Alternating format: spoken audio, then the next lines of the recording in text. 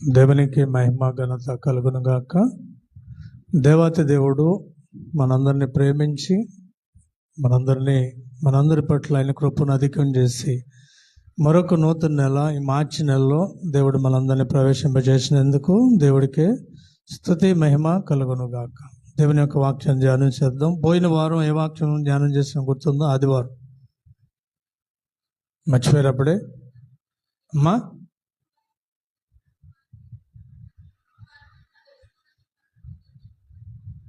పశ్చాత్తాపము ప్రాణానికంటే విలువైంది. పశ్చాత్తాపం మారు మనసు గురించి చెప్పాను. అర్థమైందా? మారు మనసు పొందటం అనేది, పశ్చాత్తాపడటం అనేది మన ప్రాణానికంటే కూడా విలువైనది. ఈరోజు దేవుడిచ్చిన మరొక వాక్య భాగాన్ని ధ్యానం చేద్దాం. ఎఫెసీ పత్రిక, అపోస్తలుడైన పౌలు ఎఫెసీ సంఘానికి రాసిన పత్రిక 5వ అధ్యాయము 15వ వచనం, పేజీ నెంబర్ 176. అందరూ తీయండి. దినములు చెడ్డవి గనుక మీరు సమయమును పోనీయక సద్వినియోగము చేసుకొంచు అజ్ఞానుల వలె కాక జ్ఞానుల వలె నడుచుకున్నట్లు జాగ్రత్తగా చూసుకొనుడి. హల్లెలూయా. దినములు చెడ్డవి గనుక. రోజులు చెడ్డవా మంచివా? మంచి రోజుల్లో ఎవరైనా ఉన్నారా? గలతీ పత్రిక 1వ అధ్యాయం 4వ వచనం కనుక మనం చదివితే, చెడ్డ దినాల నుంచి, చెడ్డ కాలం నుంచి విడిపించడానికే ప్రభు అయిన యేసుక్రీస్తు వారు ఈ లోకానికి వచ్చి ఉన్నాడు. ఇంకా మీరు చూడండి, తిమోతికి రాసిన 2వ పత్రిక 3వ అధ్యాయం 1 నుంచి కనుక చదువుకుంటే, అంచె దినముల్లో అపాయకరమైన కాలములు వచ్చును. కాలం జరుగుతున్న కొలది భయంకరమైన అపాయకరమైన కాలాలు వస్తాయి. ఇప్పుడు వచ్చినాయి, రాలేదా? రకరకాలైనటువంటి అపాయాలు ఈ లోకంలో మనకు కనపడుతూ ఉన్నాయి. కాబట్టి ఇక్కడ మనకు రాయబడిన మాట ఏంటంటే, మన కొరకు దినములు చెడ్డవి గనుక, సంఘం కొరకు రాయబడిన మాట ఇది. జాతికి వినండి. సంఘం కొరకు రాయబడినటువంటి మాట ఏంటంటే, దినములు చెడ్డవి గనుక మీరు సమయమును పోనీయక. సమయం పోతుందా, ఆగుతుందా? మనం ఆగిన సమయం పోతూ ఉంటుంది, సమయం మాత్రం ఆగదు. సమయం పోతూ ఉంటుంది, కాలం ఆగదు. మన కోసం కాలం ఆగదు. మనం ఆగొచ్చు, కొన్ని పనుల నిమిత్తం కావచ్చు, వేటి నిమిత్తమైన మనం ఆగి ఉండొచ్చు, కానీ మన కొరకు కాలం అనేది ఆగకుండా కొనసాగుతూ కాలం వెళ్ళిపోతూ ఉంటుంది. అలాగే ఇంకోటి ఏంటంటే, జరిగిన కాలాన్ని మనం ఎట్టి పరిస్థితుల్లో సంపాదించుకోలేం. లోకంలో ఏదైనా సంపాదించుకొచ్చాము, జరిగిపోయిన ఒక నిమిషం ముందు సమయాన్ని కూడా మనం తిరిగి సంపాదించగలమా? కోల్పోయిన డబ్బు సంపాదించుకోవచ్చు, కోల్పోయిన ఆస్తిపాస్తులు సంపాదించుకోవచ్చు, కానీ జరిగిన కాలాన్ని మరలా సంపాదించుకోవటం అనేది మనిషికి అసాధ్యమైన పని. కాబట్టి మనం ఏం చేయాలి? సమయమును పోనివ్వకుండా, కాలం అలా జరిగిపోతుందిలే, మనం ఎలా ఉన్నాని అనుకోకుండా సద్వినియోగం చేసుకుంటూ, కాలాన్ని, దేవుడు మనకిచ్చిన సమయాన్ని సద్వినియోగం చేసుకుంటూ, అజ్ఞానుల వలె కాక జ్ఞానుల వలె కాలాన్ని సద్వినియోగం చేసుకోవాలి. హల్లెలూయా. మీకు ఇంకా అర్థమయ్యేటట్టు చెప్తాను. దేవుడు మనిషిని కాల పరిధిలో సృష్టించాడు. అవునా కదా? అందరూ అయోమయంగా చూస్తున్నారు. దేవుడు మనిషిని సృష్టించడానికంటే ముందు కాలాన్ని సృష్టించాడు. చూడండి, ఆదికాండం. మీకు అర్థం అవ్వలేదని నాకు అర్థమైంది. ఆదికాండం 1వ అధ్యాయము 1 నుంచి చదువుతున్నాను. చూడండి. ఆది యందు దేవుడు భూమి ఆకాశములను సృజించెను. భూమి నిరాకారముగాను శూన్యముగాను ఉండెను. చీకటి అగాధ జలము పైన కమ్మియుండెను. దేవుని ఆత్మ జలముల పైన అల్లాడుచుండెను. దేవుడు వెలుగు కమ్మని పలుకుగా వెలుగు కలిగెను. వెలుగు మంచిదైనట్టు దేవుడు చూసెను. దేవుడు వెలుగును చీకటిని వేరుపరచెను. దేవుడు వెలుగునకు పగలనియు చీకటికి రాత్రి అనియు పేరు పెట్టెను. అస్తమయమును ఉదయమును కలుగా ఒక దినమాయను. హల్లెలూయా. మన బైబిల్ స్పష్టంగా చదివితే దేవుడు సృష్టి చేసేటప్పుడు ముందు కాలాన్ని చేశాడు. హల్లెలూయా, హల్లెలూయా. అర్థమైందా? అర్థం అవట్లేదు. మనిషి కంటే ముందు, సృష్టిలో జీవరాశుల కంటే ముందు దేవుడు కాలాన్ని చేశాడు, సమయాన్ని చేశాడు. అంతకుముందు సమయం లేదు. అలాగే దేవునికి కూడా కాలంతో పని లేదు. చూడండి, మోషే రాశాడు ఇందాక మీకు ఆది కాండంలో కీర్తనలో 90వ కీర్తన మోషే చేసిన ప్రార్థన. అక్కడేం రాశాడు? 1000 సంవత్సరాలు ఒక రాత్రి వలె ఉన్నాయంట దేవుడికి. అంటే దేవుడికి కాల పరిమితి లేదు. గుర్తుపెట్టుకోండి, దేవుడికి కాల పరిమితి లేదు. కానీ కాల పరిమితులు మనుషుల్ని సృష్టించాడు. అర్థమైందా? అర్థం అవ్వలేదు. దేవుడికి కాలంతో పని లేదు. నిన్న నేడు నిరంతరము ఏకరీతిగా ఉన్నాడు. ఇంకా సృష్టికి ముందే ఆయన ఉన్నాడు. కాలం దేవుడు సృష్టించక ముందే ఆయన ముందు ఉన్నాడు. కాబట్టి దేవునికి కాలంతో పని లేదు. యుగయుగములు కూడా సజీవుడిగా ఉన్నాడు. ఒక రాత్రి 1000 సంవత్సరాలు ఒక రాత్రి వలె ఉందంట ఆయనకి. అంటే అంత ఆయుష్ కలిగిన వాడు, నిరంతరము కూడా ఆయుష్ కలిగినటువంటి వాడు మనం ఆరాధించే సృష్టికర్త అయిన దేవుడు. ఆ సృష్టి చేసేటప్పుడే దేవుడు ముందుగా చేసింది ఏంటంటే కాలాన్ని చేశాడు. కాలాన్ని చేసి ఈ భూమికి, సూర్యచంద్ర నక్షత్రాలకి, భూమి మీద ఉన్న జీవరాశులకి, మనుషులకి అన్నిటికీ కూడా కాల పరిమితిని నిర్ణయించాడు. అర్థమైందా? ప్రతి జీవికి, ఈ భూమికి కాల పరిమితి ఉంది. భూమి మీద పుట్టిన ప్రతి జీవరాశికి కాల పరిమితి ఉంది. అలాగే మనుషులకి కూడా కాల పరిమితిని దేవుడు నిర్ణయించాడు. ఆ కాల పరిమితిని మొదట దాదాపు 1000 సంవత్సరాలు 900 సంవత్సరాల పైనే మనిషికి ఆయుష్ ఇచ్చిన దేవుడు నోవాహు దినాలు వచ్చేసరికి, ఆది కాండం 6వ అధ్యాయం వచ్చేసరికి ఆ పరిమితిని 120 సంవత్సరాలకి తగ్గించాడు. ఇప్పుడు ఎంత? 70 సంవత్సరాలు అధిక బలం ఉంటే 80 సంవత్సరాలు. హల్లెలూయా. అర్థమైందా? మనిషి కాల పరిధిలో, కాల పరిమితిలో జీవించవలసినటువంటి జీవిగా ఉన్నాడు. గుర్తుపెట్టుకోండి, నిరంతరం జీవించే జీవులం కాదు మనం. ఆత్మ నిరంతరం జీవిస్తుంది. ఈ శరీరానికి, ఈ భూమి మీద దేవుడు కాల పరిమితిని నిర్ణయించాడు. అలాగే మనం నివసిస్తున్న భూమికి కాల పరిమితిని నిర్ణయించాడు. ఈ భూమి మీద ఉన్న జీవరాశులన్నిటికీ, సూర్య చంద్ర నక్షత్రాలు సహా అన్నిటికీ కూడా దేవుడు కాల పరిమితిని నిర్ణయించాడు. ఉదాహరణ చూడండి, ఏదైనా ఒక వస్తువు తయారు చేసిన వ్యక్తులు ఉంటారు. ఒక వస్తువుని తయారు చేసిన వారు ఏం చేస్తారంటే దాని కాల పరిమితి రాస్తారు. ఉదాహరణకు మీరు ఏదైనా వస్తువు వాడుతున్నారు అనుకోండి, దాని కాల పరిమితి ఉంటుందా లేదా? ఈ డేట్ నుంచి ఈ డేట్ వరకు పనిచేస్తుందని ఆ వస్తువు మీద రాయబడి ఉంటుంది. మ్యానుఫ్యాక్చరింగ్ డేటు, ఎక్స్పైరీ డేటు, తయారు చేసిన తేదీ, ఇది పనికి వచ్చే వరకు కాల నిర్ణయాన్ని కూడా అందులో రాస్తూ ఉంటారు. అలాగే మనుషులైన మనం కూడా దేవుడు నిర్ణయించిన కాల పరిమితిలోనే జీవించవలసిన వారము. హల్లెలూయా. అర్థమైందా? ఎప్పుడు నేను జీవిస్తానంటే కుదరదు.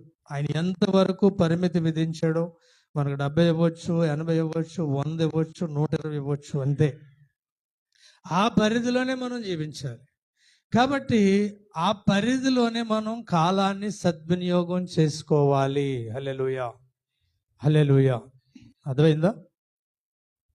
ఉదాహరణకి ఒక వస్తువు ఏదైనా సరే ఒక 2 సంవత్సరాలు ఉందనుకోండి, మ్యానుఫ్యాక్చరింగ్ డేట్కి, ఎక్స్పైరీ డేట్కి, మనం ఏం చేస్తాం? ఎప్పుడు డేట్ చూసుకున్న డేట్కి ముందే ఆ వస్తువుని ఉపయోగించుకుంటూ ఉంటాం. అలాగే దేవుడు మనకిచ్చిన కాలాన్ని ఖచ్చితంగా ఉపయోగించుకోవాల్సిన జీవులమై ఉన్నాం మనుషులు. దేవుడిచ్చిన కాలాన్ని ఖచ్చితంగా ఉపయోగించుకోవాలి. దేవునికి కాలంతో పని లేదు. ఆయన నిన్న నేడు నిరంతరము యుగయుగాలు కూడా సజీవంగా ఉన్నాడు. అలాగే మన ఆత్మ కూడా సజీవంగానే ఉంటుంది. ఆత్మకు మరణం లేదు. ఆత్మ కూడా దేవుడి నుంచి వచ్చిన ఆత్మకు మరణం లేదు.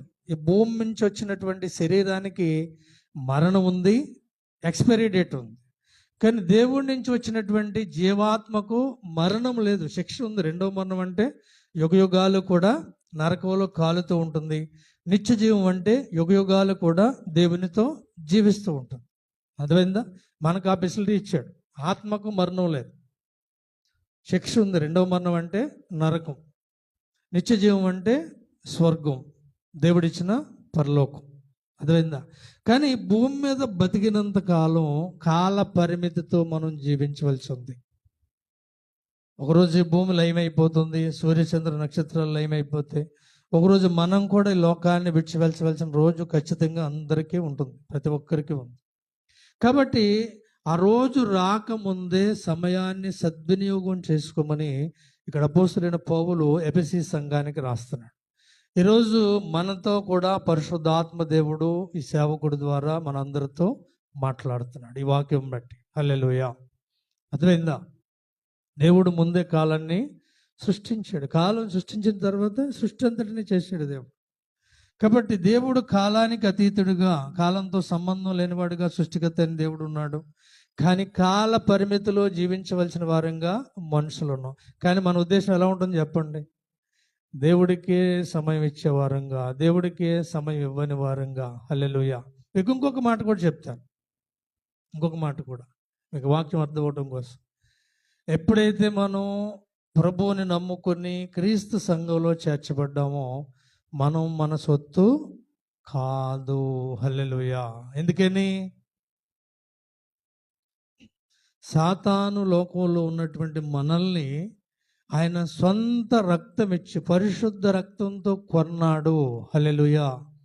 తానే సృష్టించినటువంటి మనుషులు మరలా అపవాది ప్రేరేపణతో గతి తప్పిపోతే మరలా ఆయన రక్తం ఇచ్చి పాపానికి మూల్యమైనటువంటి పరిశుద్ధ రక్తాన్ని చెల్లించి ఆయన కొనుక్కున్నాడు. అర్థమైందా? సంఘం ఎప్పుడు కూడా గుర్తుపెట్టుకోండి, సంఘం ఎప్పుడు కూడా దేవుని సొత్తే. మీకు మొన్న కూడా వాక్యం చెప్పాను, గురువారం. యజమానుడు అయి ఉన్నాడు దేవుడికి, మనకి దేవుడు యజమానుడు అయి ఉన్నాడు. మనం ఆయన చిత్తములోను ఆయన విధానంలోనే జీవించాలి. ఇక్కడ మీరు ఇంటికి వెళ్ళిన తర్వాత చదవండి, 5వ అధ్యాయం 6వ అధ్యాయం కనుక చదివితే ఏ ఏ విషయాల్లో మనం కాలాన్ని సద్వినియోగం చేసుకోవాలి. ఏమనుకుంటారంటే సహజంగా మన ఉద్యోగానికి సమయం ఇస్తాం, వ్యాపారానికి సమయం ఇస్తాం, పనికి సమయం ఇస్తాం, కుటుంబ జీవితానికి సమయం ఇస్తాం, సామాజిక జీవితానికి సమయం ఇస్తాం, కానీ దేవుడికి సమయం ఇవ్వం. ముఖ్యంగా సంఘం సమయాన్ని సద్వినియోగం చేసుకోవాలంటే ఏం చేయాలి? ఆది సంఘం ఏం చేశారు చెప్పండి?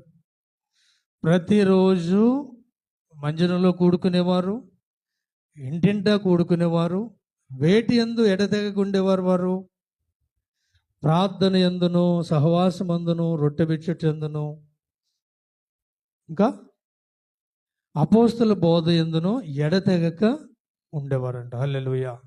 సమయాన్ని సద్వినియోగం చేసుకున్నారా, చేసుకోలేదా? ఈరోజు మనం ఏం చేస్తున్నామంటే కాలాన్ని సద్వినియోగం చేసుకోమని దేవుని వాక్యం తెలియజేస్తుంటే మనం కాలాన్ని వృధా చేసుకుంటూ వెళ్ళిపోతున్న సంవత్సరాలు. మన సంఘంలో చేరి చాలా సంవత్సరాలు అయిపోయాయి. ఈ పరిచర్య ప్రారంభించే 10 సంవత్సరాలు అయిపోతుంది. కానీ మనం కాలాన్ని సద్వినియోగం చేసుకుంటున్నామా లేదా? కొంతకాలమే ఉంటుంది మనకి, మనం దీర్ఘకాలం ఏముండదు మనకి లోకంలో, కొంతకాలమే సమయం ఉంటుంది, గుర్తుపెట్టుకోండి.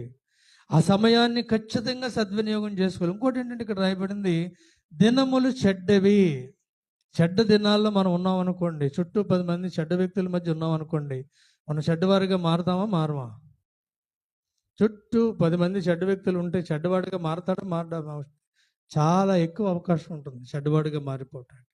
కాబట్టి మనం ఉన్నదే చెడ్డ రోజుల్లో ఉన్నాం, మంచి అనేది ఎక్కడ కూడా కనిపించని రోజుల్లో మనం ఉన్నాం.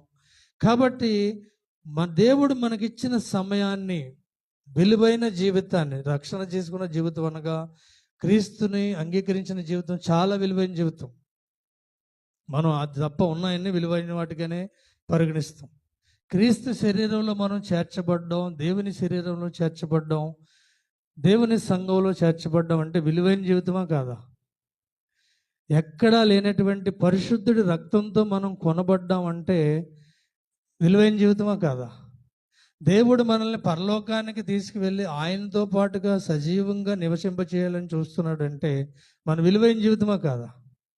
హల్లెలూయా, హల్లెలూయా. మరి మనం దేనికి విలువిస్తున్నాం? దేవుడిచ్చిన సమయంలో. దేవుడు రోజుకి 24 గంటలు ఇచ్చాడు మనకి. 24 గంటల్లో సమయాన్ని సద్వినియోగం చేసుకునేవారు ఎంతమంది ఉన్నారు చెప్పండి. అన్ని రకాలుగా సద్వినియోగం చేసుకోవాలి. కేవలం నీ భక్తికే కేటాయించమని దేవుడు చెప్పట్లేదు. చూడండి, మనిషి దశలు కనుక చూస్తే, బాల్య దశలో చూస్తే బాలుడు నడవలసిన త్రోవను నేర్చుకోవాలి. అలాగే బాల్య దశలోనే సృష్టికర్త అనే దేవుణ్ణి తెలుసుకోవాలి. ఎందుకని? కాల పరిమితి ఉంది. మనం సంవత్సరాలు గడిపేసాం అనుకోండి, మనకి ఎంత కాలం ఉందో తెలియదు. సృష్టికర్త అయిన దేవుడే నిర్ణయిస్తాడు ఎన్ని సంవత్సరాలు ఈ మనిషి బతకాలనేది. అవునా కదా? అదేనా నమ్ముతారా నమ్మరా? హిజ్కియా ఏంటి, ప్రవక్తకే ఏం చేశాడు దేవుడు? కౌరు పంపించాడు, నీ టైం అయిపోయింది, ఇల్లు చక్కబెట్టుకోమని. అంటే కాల పరిమితి దేవుడు నిర్ణయిస్తాడా, మనం నిర్ణయించుకుంటామా? మనం నిర్ణయించుకునే అవకాశం ఎవ్వరికీ లేదు. ఆయుష్ పెంచాలన్నా, ఆయుష్ నిర్ణయించాలన్నా, ఒకవేళ మనం మాట వినకపోతే ఆయుష్ తగ్గించాలన్నా కూడా దేవుడే. ఎందుకంటే కాలాన్ని సృష్టించిన వాడు మనం ఆరాధించే దేవుడు. అర్థమైందా? కాబట్టి చూడండి, బాల్య దశలో నడవలసిన మార్గాన్ని తెలుసుకోవాలి, సృష్టికర్తను తెలుసుకోవాలి. అలాగే యవ్వన వయసులో కాడి మొయ్యాలంటే భారాన్ని, కుటుంబ భారాన్ని, బాధ్యతలు తీసుకోవాలి. అన్ని రకాలుగా చెప్తుంది బైబిల్. కేవలం నువ్వు ఆత్మీయ జీవితానికే కేటాయించమని చెప్పట్లా. మన గోవిందులు ఉన్నట్టు చూసారా, రోజుకి 8 గంటలు ప్రార్థన చేస్తానంటాడు, ఎక్కడ దొరికితే అక్కడ సువార్త చేస్తూ ఉంటుంటాడు, కుటుంబాన్ని పట్టించుకోడు. అలా చెప్పట్లేదు దేవుని బిడ్డలకి. నీకు రోజుకి 24 గంటలు దేవుడు ఇచ్చాడు, లేదా 70 సంవత్సరాలు ఆయుష్ ఇచ్చాడు, లేదా 100 సంవత్సరాలు ఇచ్చాడు. బాల్య దశలోనే నువ్వు దేవుణ్ణి తెలుసుకుంటే నీ కాలాన్ని సద్వినియోగం చేసుకున్నవాడు అవుతావు. అలాగే యవ్వన వయసులోనే నీ కుటుంబ భారాన్ని, బాధ్యతను గనక తీసుకున్న వాడివైతే కుటుంబానికి న్యాయం చేయగలిగిన వాడు అవుతావు. అలాగే కుటుంబం ఏర్పడిన తర్వాత భార్యాభర్తలుగా మీరు సమాధానంతో కొనసాగితే, కుటుంబంగా ఏర్పడిన తర్వాత ఇక్కడ రాయబడిన చూడండి, తర్వాత మీరు చదువుకోండి, 22వ వచనం నుంచి రాయబడింది. ఆ 2 అధ్యాయాలు ఇంటికి వెళ్ళిన తర్వాత చదవండి. కుటుంబంగా ఏర్పడిన తర్వాత భార్య భర్తను గౌరవిస్తూ కొనసాగాలి, భర్త భార్యను ప్రేమిస్తూ సమాధానంతో కొనసాగితే నువ్వు కాలాన్ని సద్వినియోగం చేసుకున్న వారు అవుతావు. లేదనుకో, వివాదాలతో కాలం గడిపితే నీకు కుటుంబ జీవితానికి దేవుడిచ్చిన కాలం అంతా కూడా వృధా అయిపోతుంది. అర్థమైందా? వృద్ధాప్యంలో నీకున్న అనుభవాలను బట్టి 10 మందిని బలపరచడానికి, 10 మందిని బాగు చేయడానికి నీ అనుభవాన్ని ఉపయోగించాలి. అర్థమైందా? సమాజానికి ఉపయోగపడాలి. అన్ని రకాలుగా కూడా ప్రతి సమయాన్ని, దేవుడిచ్చిన సమయం అంతా కూడా సద్వినియోగం చేసుకోమని దేవుని వాక్యం తెలియజేస్తుంది. నా ప్రియ సహోదరి సహోదరుడా, కాలాన్ని వృధా చేయకూడదు. అలాగే ఇంకా చూడండి, సంఘానికి దేవుడు సమయం ఎందుకు ఇచ్చాడు?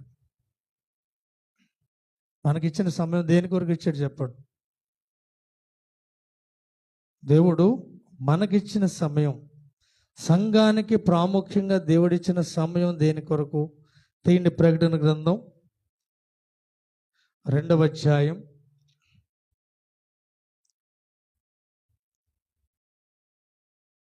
21వ వచనం చదువుతున్నాను చూడండి. మారు మనస్సు పొందుటకు నేను దానికి సమయం ఇచ్చితిని గాని అది తన జారత్వమును విడిచిపెట్టి మారు మనసు పొందనొల్లదు. హల్లెలూయా. సంఘానికి దేవుడు ప్రాముఖ్యంగా ఇచ్చినటువంటి సమయం మారు మనసు పొందటానికే. గుర్తుపెట్టుకోండి, సంఘానికి దేవుడు ఇచ్చినటువంటి సమయం మారు మనసు పొందటానికి, ఇంక దేనికి కాదు, వేటికి కాదు. సంఘానికి ప్రాముఖ్యంగా ఇచ్చినటువంటి సమయం ఎందుకొరకు ఇచ్చాడు దేవుడు? ప్రకటన గ్రంథంలో 7 సంఘాలకి కూడా 7 లేఖలు రాస్తూ ప్రభువే, లోకరక్షకుడైనటువంటి యేసుక్రీస్తు వారే తెలియజేసే మాట ఏంటంటే, మారు మనసు పొందటానికి సంఘానికి సమయం ఇచ్చాడంట. మరి మారు మనసు పొందడానికి మనం సమయాన్ని సద్వినియోగం చేసుకుంటున్నామా? సంఘానికి ఇచ్చిన సమయమే అది. అసలు మొన్న కూడా చెప్పాను మీకు, పశ్చాత్తాపం మన ప్రాణానికంటే కూడా విలువైనది. ఆత్మీయ జీవితంలో పశ్చాత్తాపడి మారు మనసు పొందితే మన ప్రాణాన్ని రక్షించుకుంటాం. పశ్చాత్తాపడకుండా కాలాన్ని వృధా చేస్తే మన ప్రాణాన్ని కోల్పోతాం, నరకానికి సిద్ధపడతాం. మీకు ఉదాహరణ కూడా చెప్పాను. పశ్చాత్తాపానికి కూడా దేవుడు సమయం నిర్ణయిస్తాడు. ప్రతి విషయానికి నీ జీవితంలో ఆశీర్వాదం రావాలన్నా దేవుడు సమయం నిర్ణయిస్తాడు. ఎందుకంటే కాలాన్ని సృష్టించినటువంటి వాడు మన దేవుడు. హల్లెలూయా. అర్థమైందా? మనకంటే ముందు కాలాన్ని సృష్టించినటువంటి దేవుడు నీ జీవితంలో ప్రతి సందర్భానికి ఒక కాలాన్ని నిర్ణయిస్తాడు. ఉదాహరణ చూడండి, అబ్రహాము వంటి వాడికి బిడ్డలు ఇవ్వడానికి ఒక కాలాన్ని నిర్ణయించాడు. మీదిరికి మళ్ళా నేను వచ్చే కాలానికి శారమ్మ గర్భవతిగా ఉంటుందన్నాడు. హల్లెలూయా. అర్థమైందా? అలాగే యోసేపుకి దర్శనంలో దేవుడు ఆశీర్వాదాన్ని చూపించి కాలాన్ని నిర్ణయించాడు. దాదాపు దర్శనం వచ్చిన తర్వాత, సరిగ్గా గుర్తులేదు కానీ ఇంచుమించుగా 17 సంవత్సరాల తర్వాత యోసేపుకి ఆశీర్వాదం వచ్చింది. హల్లెలూయా, హల్లెలూయా. అలాగే అభిషేకం అయిన తర్వాత రాజు అవ్వటానికి దేవుడు దావీదుకి కాలాన్ని నిర్ణయించాడు. అలాగే ప్రతి ఒక్కరికి కూడా ఒక కాలాన్ని నిర్ణయిస్తాడు. శాపం రావటానికైనా, దేవుని ఉగ్రత రావటానికైనా కాలాన్ని నిర్ణయిస్తాడు. సో నినివే పట్టణానికి యోనా ద్వారా దేవుడు హెచ్చరిక చేసినప్పుడు 40 దినాల సమయం ఇచ్చాడు. నోవాహు కాలంలో జలప్రలయం ద్వారా ఈ భూమిని ముంచివేయటానికి 120 సంవత్సరాల సమయం ఇచ్చాడు. హల్లెలూయా. 120 సంవత్సరాల సమయం ఇచ్చాడు. అలాగే ప్రతి విషయంలో కూడా దేవుడు కాలాన్ని నిర్ణయిస్తాడు. మన జీవితంలో కూడా నువ్వు మారు మనసు పొందటానికి కూడా కాలం నిర్ణయిస్తాడు. ఇక్కడ ఆ సంఘానికి రాస్తూ మనం చదువుకున్న వాక్య భాగంలో ఏమంటున్నాడు? మారు మనసు పొందటానికే ఆ సంఘానికి సమయం ఇచ్చాను, కానీ ఇంకా మారు మనసు పొందే అవకాశం లేదు. హల్లెలూయా. సమయం అయిపోయిందంట, ఇచ్చిన సమయం అయిపోయింది. ఏమంటున్నాడు ఆయన? ఇంకా శిక్షించబోతున్నాను. హల్లెలూయా, హల్లెలూయా. దేవుడిచ్చిన సమయంలో గనక మనం మారు మనసు పొందకపోతే, దేవుడిచ్చిన కాలంలో గనక మనం మారకపోతే ఏం చెప్తుంది దేవుని వాక్యం? ఇంకా వచ్చేది శిక్షే. గుర్తుపెట్టుకోండి, సంఘానికి ప్రాముఖ్యంగా ఇచ్చిన సమయం మారు మనసు పొందటానికే. మన బాప్తీసం అర్థం కూడా అదే చెప్పాను. పాప క్షమాపణ నిమిత్తమే మారు మనసు విషయమైన బాప్తీసం. ముందే ప్రభు దగ్గరికి వచ్చేటప్పుడే నువ్వు పశ్చాత్తాపంతో మారు మనసు పొంది రావాలి. ప్రభు దగ్గరికి వచ్చిన వెంటనే నీ పాపాలు సిలువలో కడిగి వేయబడాలన్నా, కొట్టివేయబడాలన్నా నువ్వు మారు మనసు అనుభవంతో బాప్తీసం తీసుకోవాలి. అది పరిశుద్ధ గ్రంథం తెలియజేస్తుంది. అయినప్పటికీ కూడా దయగల దేవుడు, దీర్ఘశాంతుడైన దేవుడు, కృపగల దేవుడు మన పట్ల ఇంకా కృపను ఉంచి దాదాపుగా ఇంకా మనకి బాప్తిసం తీసుకున్న తర్వాత ఎన్ని సంవత్సరాలు ఆయుష్ ఇచ్చాడో ఒకసారి చూడండి. మరి కాలాన్ని మనం సద్వినియోగం చేసుకున్నామా, చేసుకోలేదా? హల్లెలూయా. మరొక చోట రాయబడి ఉంటుంది, సంఘానికి దేవుడిచ్చిన సమయం ఆత్మ ఫలాలు ఫలించటానికే. ఉపమానంగా కూడా చెప్తాడు దేవుడు. ఒక చెట్టు అప్పటికే 2 సంవత్సరాలు అయిందంట నాటి, కానీ 2 సంవత్సరాల్లో ఫలాలు లేవు దానికి. ఏమంటున్నాడు యజమాని వచ్చి? ఆ చెట్టును తీసివేయి అంటున్నాడు. ఇంకా ఫలాలు లేని చెట్టుని తీసివేయమంటున్నాడు. మనల్ని సంఘంలో చేర్చింది శరీర ఫలాలు కలిగి ఉండటానికి కాదు, శరీర ఫలాలు విడిచిపెట్టి ఆత్మ ఫలాలు మనం కలిగి ఉండటానికే దేవుడు సమయం ఇచ్చాడు. హల్లెలూయా, హల్లెలూయా. అర్థమైందా? మరి రోజు మనం ఫలిస్తున్నామా? ఆశీర్వాదాలు అన్నీ కోరుకుంటున్నాం, లోకపరమైన ఆశీర్వాదాలు అవి ఏమి ఉండవు. ప్రతి వాటికి ఎక్స్పైరీ డేట్ దేవుడు నిర్ణయం చేశాడు. భూమికి కావచ్చు, సూర్యచంద్రులు కావచ్చు, నక్షత్రాలు కావచ్చు, అన్నీ ప్రకటన గ్రంథం చదువుకుంటే తెలుస్తుంది. అన్నిటికీ ఒక తేదీ నిర్ణయించాడు దేవుడు, ముగింపు ఉంది. అలాగే మీరు అందరూ భయపడే సాతానుకు కూడా సమయం నిర్ణయించాడు దేవుడు. ఎప్పుడు బంధించాలో, ఎప్పుడు విడిపించాలో కూడా సాతానికి కూడా దేవుడు సమయం ఇచ్చాడు. అర్థమైందా? ఎప్పుడు బంధించాలో ఎప్పుడు విడిపించాలో కూడా సాతానికి కూడా కాలాన్ని నిర్ణయించాడు. ప్రకటన గ్రంథం మీరు చదువుకుంటే అర్థమవుతుంది. అలాగే సంఘానికి కూడా సమయాన్ని నిర్ణయించాడు దేవుడు. ఈరోజు మనల్ని సంఘంలో చేర్చి చాలా కాలం అయిపోయి ఉంటుంది. ముఖ్యంగా మనల్ని గనక మనం పరిశీలించుకుంటే, ముఖ్యంగా మీకు 4 దశలు చెప్పాను. బాల్యంలో పిల్లల జీవితాలు వ్యర్థం చేసుకుంటున్నారు, నడవలసిన త్రోవను నేర్చుకోకుండా. సేవకులుగా ఎంత ప్రయత్నం చేసినా వాళ్ళు అవకాశం ఇవ్వట్లేదు, కాలాన్ని వృధా చేశారు. సృష్టికర్తను తెలుసుకోవాలి, బాల్యంలోనే తెలుసుకోవాలి, తర్వాత తెలుసుకోవడం చాలా కష్టం. కాలాన్ని వృధా చేశారు. యవ్వన బిడ్డలు ముఖ్యంగా చూస్తే చాలా మంది కాలాన్ని వృధా చేస్తున్నారు భయంకరమైన వ్యసనాలకి. యవ్వన వయసు బైబిల్ ఏం చెప్తుందంటే, నీ కాడి మొయ్యాలి, కుటుంబ భారాన్ని తీసుకోవాలి. యవ్వన వయసు అనేది ఈ శరీరం శక్తి కలిగి, బలం కలిగి, జ్ఞానం కలిగి, అన్ని రకాలుగా కూడా మంచి స్థితి అనేది యవ్వన వయసు. ఆ వయసులో నువ్వు కుటుంబ భారాన్ని తీసుకుని తల్లిదండ్రులకు సహకరించి ఒక మంచి జీవనోపాధిని కలిగి ఉండవలసిన కాలం యవ్వన కాలం. ఆ కాలాన్ని చాలామంది వృధా చేసుకుంటున్నారు.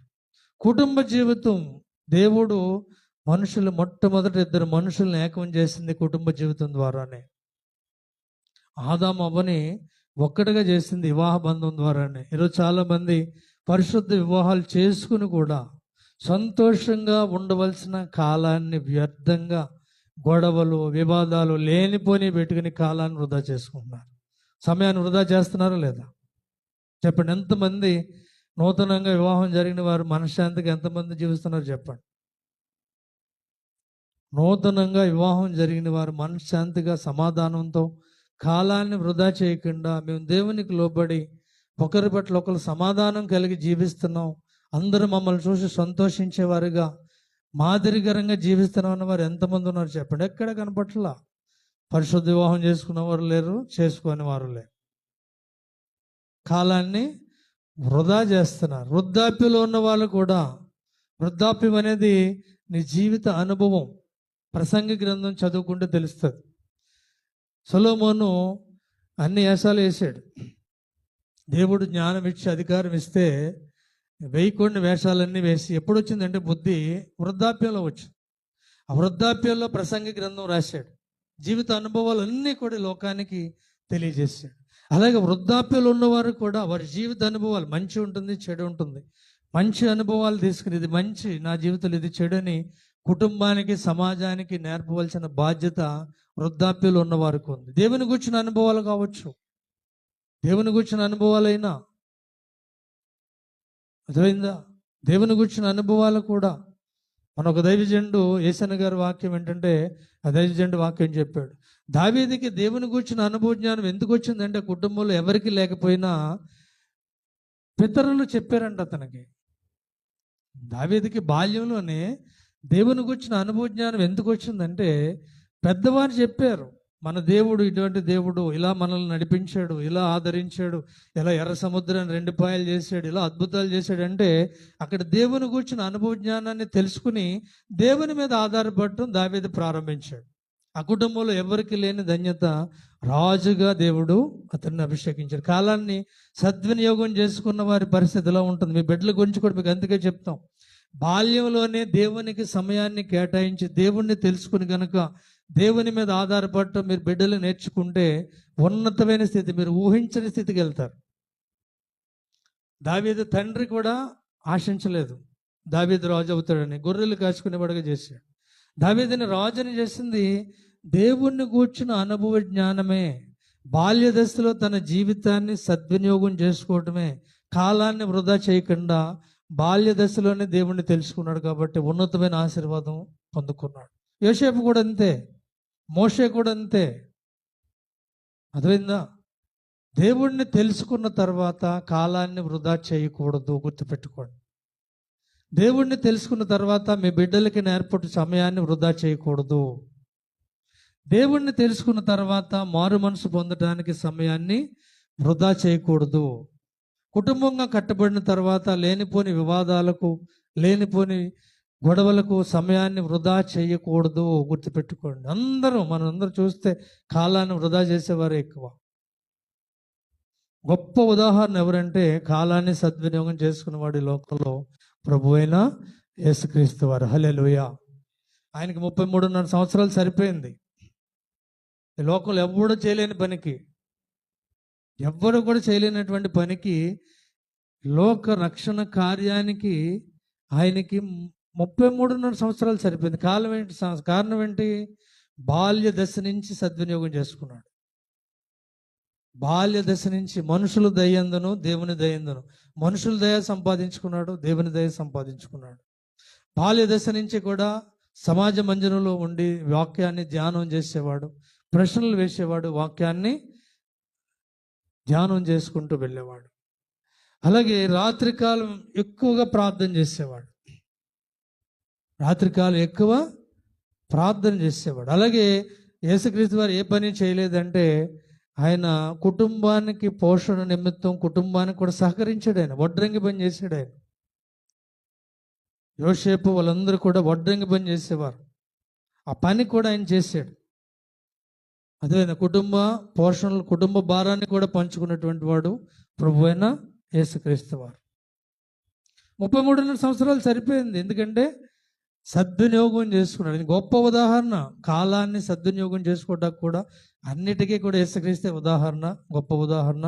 కాలాన్ని సద్వినియోగం చేసుకోవడానికి కూడా ప్రభు అయిన యేసుక్రీస్తు వారే ఉదాహరణ. 33.5 సంవత్సరాల్లో లోక కార్యాన్ని, లోక రక్షణ కార్యాన్ని, సిలువ కార్యాన్ని చేశాడు. లోకానికి అవసరమైన మొత్తం సమస్తం, అవసరమైన బోధలు అందించాడు, అవసరమైన ప్రార్థన చేశాడు, అవసరమైన శిష్యుల్ని తయారు చేశాడు, అవసరమైన సిలువ కార్యం చేశాడు, సమాధి చేయబడ్డాడు, పునరుద్ధానుడిగా లేచాడు. ఇప్పుడు కూడా పరలోకంలో కూడా ఆయన కాలాన్ని సద్వినియోగం చేస్తున్నాడు మన కొరకు. ఆయనకు కాలం అవసరం లేదు. తండ్రి కుడిపార్శ్వాన కూర్చుని నిత్యము కూడా సంఘం కొరకు ప్రార్థన చేస్తున్నాడు. కాలానికి అతీతుడుగా, కాల పరిమితిలో లేనటువంటి దేవుడు మన కొరకు కష్టపడుతున్నాడు. కాల పరిమితిలో జీవించి, పరిమిత కాలంలో జీవించే మనుషులమైన మనం దేవుడిచ్చిన కాలాన్ని సద్వినియోగం చేసుకోవట్లేదు. కాలం వృధా చేసేస్తున్నాం, జరిగిపోతుంది కాలం అంతే. మారు మనసు పొందడానికి కాలాన్ని వినియోగించట్లేదు, వాక్యాన్ని జీవితానికి అన్వయించుకోవడానికి కాలాన్ని వినియోగించుకోవట్లేదు, దేవుణ్ణి ఆరాధించడానికి, ప్రార్థన చేయడానికి, సహవాసానికి కూడా, ఆత్మీయ జీవితానికి మీరు కాలం వ్యర్థం అనుకుంటూ ఉంటారు. హల్లెలూయా, అవునా కదా? ఆత్మీయ జీవితానికే మీరు ఎంత గంటలు కేటాయిస్తున్నారో చెప్పండి. శనివారం 2 గంటలు, గురువారం కొద్దిమంది వస్తారు, వచ్చే వారం 2 గంటలు, ఆదివారం 3 గంటలు. ఎన్ని గంటలు వారానికి? 7 గంటలు మనం కేటాయిస్తున్నాం. దేవుడు ఎంత ఇమ్మన్నాడు? 6 దినాల్లో కష్టపడి 7వ దినాన్ని నాకు ఇచ్చేయమన్నాడు. ఇచ్చేయమన్నాడు ఆయన కోసం కాదు, అది మరలా నీకు ఆశీర్వాదంగా దేవుడు ఇవ్వటానికే. 7 దినాలు కష్టపడితే మనం పనిచేయం, మన శరీరం పనిచేయదు. కాబట్టి ఒక రోజు ఖచ్చితంగా దేవుడికి ఇమ్మన్నాడు అంటే 6 రోజులు నువ్వు పని చేసి 7వ రోజు ఖచ్చితంగా దేవునికి ఇవ్వాల్సిందే. వారానికి 24 గంటలు దేవుడికి ఇవ్వాలి. మనం ఎన్ని గంటలు ఇస్తామని చెప్పండి. పోనీ నిద్రపోయే సమయం 10 గంటలు తీసేసినా, పోనీ 12 గంటలు తీసేసినా, పోనీ 12 గంటలు దేవుడికి ఇవ్వాలి. మనం ఎన్ని గంటలు ఇస్తామని చెప్పండి వారానికి? కొద్దిమంది 2 గంటలు, కొద్దిమంది 3 గంటలు, కొద్దిమంది 5 గంటలు, 7 గంటల్లో కూడా అందరూ ఇవ్వట్లా, అవునా కాదా? మరి కాలాన్ని సద్వినియోగం చేసుకుంటున్నావా? ఆది సంఘం ఎలా ఉన్నారు? వాళ్ళు ప్రాముఖ్యంగా చేసిన పని అపోస్తుల బోధ యందు రొట్టె విరుచుట, సహవాసము, ప్రార్థన. ఈ 4టికి మనం ప్రతిరోజు ఎంత సమయాన్ని కేటాయిస్తున్నాం? ప్రార్థన ఎంత చేస్తున్నారు చెప్పండి అమ్మా? 3 గంటలు చేస్తున్నవారు ఎంతమంది చెప్పండి? 2 గంటలు చేస్తున్నవారు ఎంతమంది చెప్పండి? గంట చేస్తున్నాం ప్రార్థన అన్నవారు ఎంతమంది ఉన్నారు చెప్పండి? తక్కువలో తక్కువ గంట సమయమైనా ప్రార్థన చేయాలి రోజుకి. మినిమం 2 గంటలు చేయాలి. మరి 3 గంటలు చేస్తే ఇంకా మంచిది. మరి దేవునికి ఎంత సమయం కేటాయిస్తారో దేవుడు కూడా మీకు అంత సమయాన్ని కేటాయిస్తాడు. అర్థమైందా? దేవుడికి ఎంత సమయం మీరు కేటాయిస్తారో దేవుడు మీకు కూడా అంత సమయం కేటాయిస్తారు. మగ్దలేని మరియా దేవునికి సమయాన్ని కేటాయించింది. ఆమె కొరకు దేవుడు సమయాన్ని కేటాయించాడా లేదా? సమాధికి తెరవబడిన తర్వాత కూడా ఆమెతో ఆయన మాట్లాడి సువార్త చేయడానికి పంపించాడు.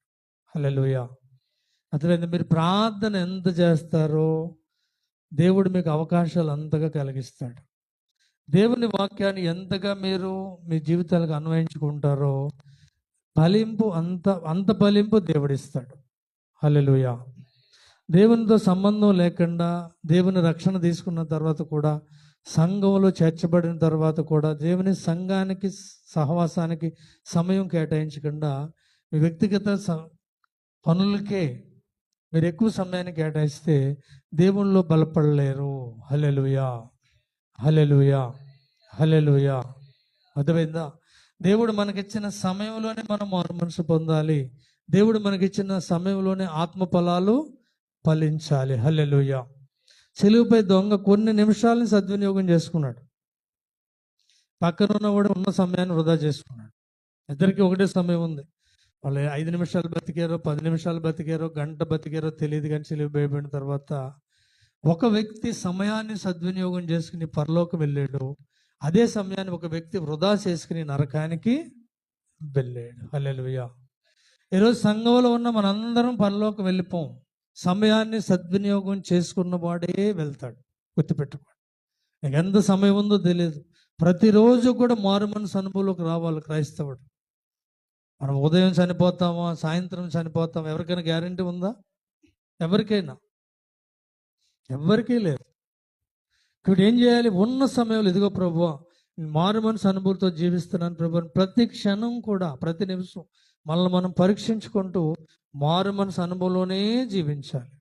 అదే అసలైన క్రైస్తవ జీవితం. మారు మనసు లేని జీవితం క్రైస్తవ జీవితం కాదు. ఆత్మ ఫలాలు లేని జీవితం క్రైస్తవ జీవితం కాదు. లోక జీవితమే. శరీర ఫలాలు లోక ఫలాలే. మారు మనసు లేకపోతే నీ హృదయం కఠినంగానే అంతకుముందు ఎలా ఉన్నావు ఇప్పుడు అలాగే ఉన్నావు. ఉపయోగం ఏముంది? దేవుడిచ్చిన సమయాన్ని సద్వినియోగం చేసుకోవాలి. నా ప్రియ సహోదరి సహోదరుడా, ప్రార్థన చేద్దాం. ఇంతకాలం ఒకవేళ దేవుడిచ్చిన కాలాన్ని వృధా చేసి ఉన్నావేమో, ఈ రోజు నుంచి ప్రభు నాకు ఇచ్చిన సమయాన్ని నేను సద్వినియోగం చేసుకుంటాను ప్రభు, నా కాలాన్ని నేను వృధా చేయను ప్రభు అని ఒక తీర్మానం చేసుకుని ప్రార్థన చేయండి. నా బ్రతుకు దినములో లెక్కింపనేర్పుము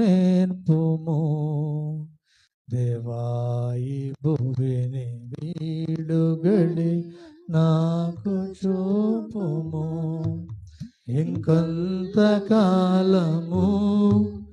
ఆయుస్సు పెంచుము, నా బ్రతుకు మార్చుకుందును సమయము నిమ్ము, నా బ్రతుకు దినములో లెక్కింపలేర్పుము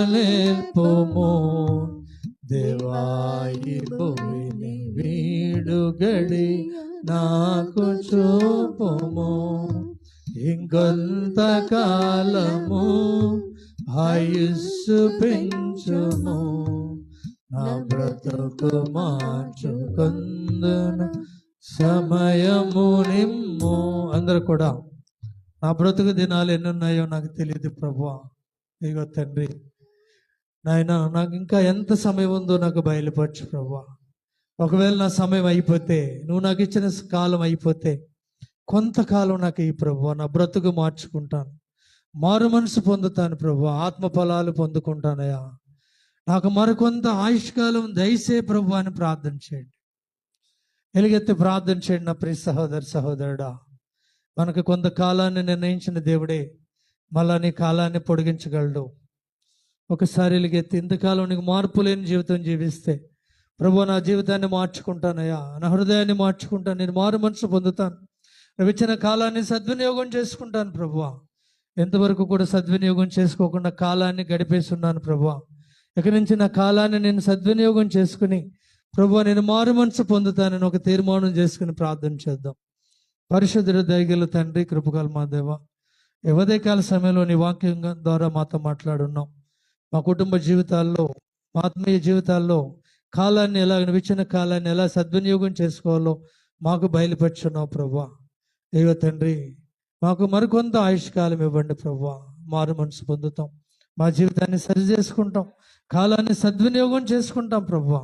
కాలాన్ని వృధా చేయకుండా చెడ్డ దినాల్లో, ప్రపంచ దినాల్లో, అపాయకరమైన కాలం ఉండే దినాల్లో జీవిస్తున్న మేము కాలాన్ని సద్వినియోగం చేసుకుంటాం. మరొక అవకాశం మాకు ఇవ్వండి. యేసు నామంలో వేడుకొంచున్నాము తండ్రి.